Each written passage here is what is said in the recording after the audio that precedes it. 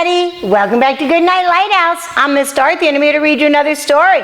And I've got a book tonight about an old house. Do you like old houses? I like old houses. I live in a really, really old house. It's like over 100 years old. And sometimes it's a little creaky. And that's what this book is about tonight. Because this book is called Creaky Old House. Creaky Old House.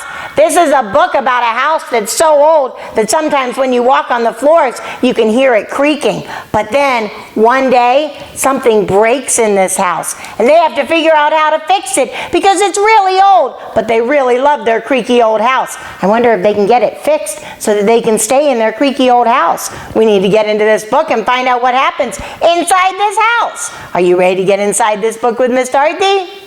Good. I need you to sit up and listen up, because here we go.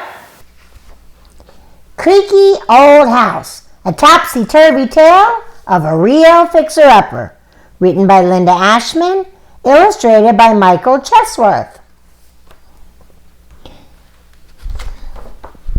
Our house is kind of old and creaky.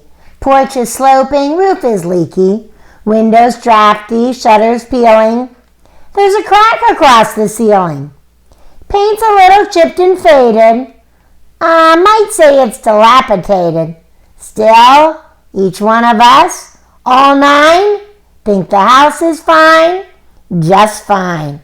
They have a creaky old house, but they love their house. We love the yard, the old oaks, the favorite spots and memories. Lou first toddled down this hall. John drew pictures on that wall. In the parlor by the phone, Pop records how much we've grown. Here's the quiet corner nook where Mama goes to read a book, and the ancient fraying rug where Gran and Grandpa jitterbug. It's an old house, but they have great memories in it. This is where we carved our names, where Uncle Bob builds model trains, and the giant clawfoot tub where Dodley gets his monthly scrub.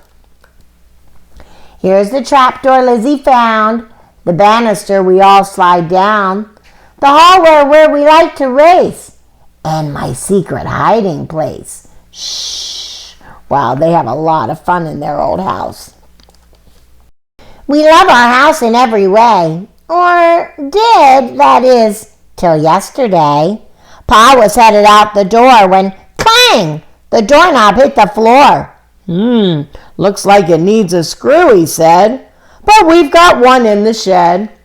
We swiped the cobwebs, blew the dust, tossed a moldy sandwich crust, dug through hammers, wrenches, tacks, cardboard boxes, stacks and stacks, searched through buckets, bins, and pails, sorted washers, nuts, and nails, and then at last we found a screw. Aha, said Ma, this one should do. Wow, that took a long time to find. We ran inside and down the hall. We'll fix it in no time at all. But we were wrong. It was too small. Uh-oh, little Lizzie sang. John said, drat. Lou said, dang. Seems to me, drawled Uncle Bob, we'd better get another knob. Now they don't know quite what to do. And so we eyed the knob and door, then marched to Wally's hardware store. That's Wally's, built in 1910, and never cleaned, not once since then.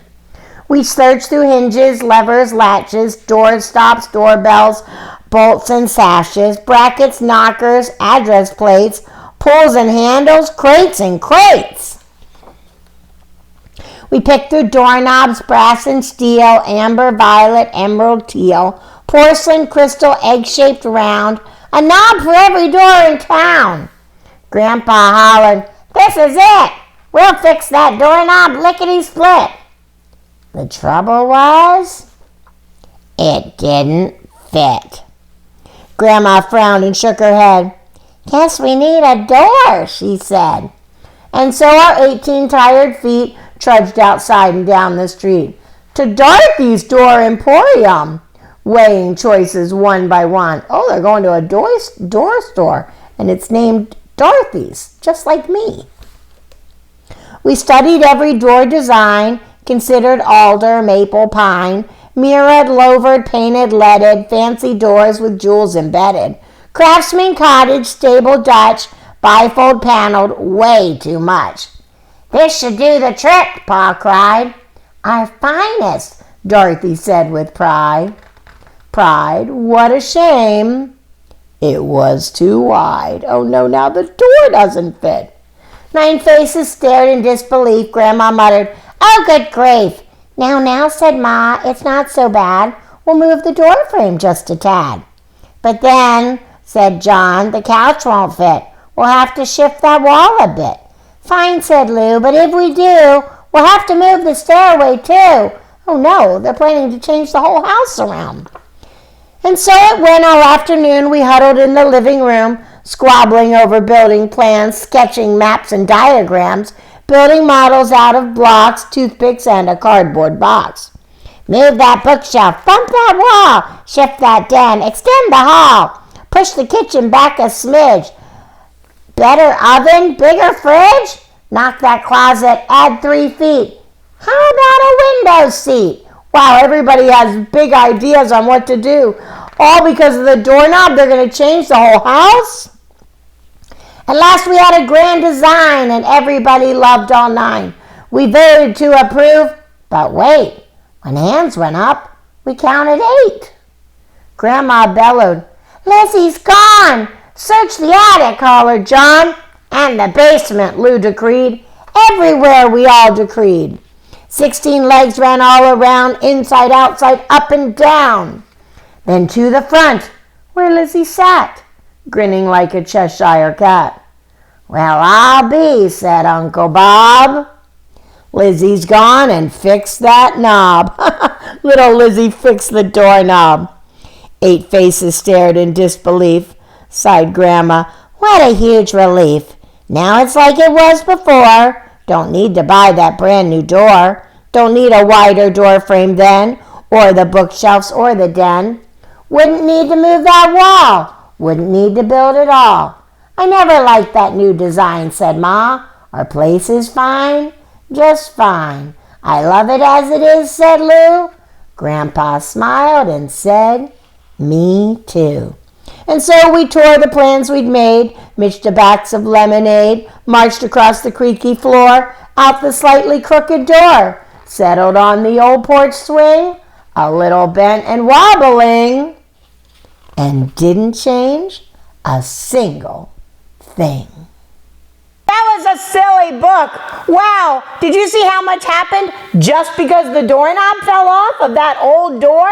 Well, they couldn't find a doorknob to fit. Then they tried to get a new door, and then the door didn't fit, and they were going to chop down and move the whole house around just to fix the door. And then the baby figured out how to fix it because she just stuck her pacifier in there, and then the doorknob stayed put. This was a funny, silly book. I'm so glad we read it together. I'm so glad we got inside this creaky old house. I really like how much they like their old house, and I'm glad they didn't have to change a thing. Sometimes we just like to go home and have everything be the same. Don't change a thing about your house because it's your house and it's your home and it's just perfect. So hopefully if your doorknob falls off tomorrow, you don't have to go buy a new door. I'm sure there's a way that Mom or Dad could fix it, and you can stay in your favorite old house. Just like I'll stay in my favorite old house and keep coming to you from my house reading stories because it's my favorite thing to do. But tonight, it's time for all my little friends to get into bed. I need you to get under your covers, get cuddled up, curled up, ready for a really good night's sleep. And tomorrow, if something happens in your house, just ask Dad if you can help fix it, because usually there's a way to make things right again so you can go back loving your house. And when you're at home with Mom and Dad, always be helpful, be on your best behavior, and obey, and obey right away. And then come back and see Miss Dorothy. I'm going to be sitting right here in my house ready to read another book to you. Bye! Thanks for reading with Miss Dorothy. I hope you enjoyed this book, and I hope you'll come back soon to read another. What's your favorite book? Drop Miss Dorothy a note and let me know. I'll go find it, and I'll read it to you. Be sure to subscribe, like, and share.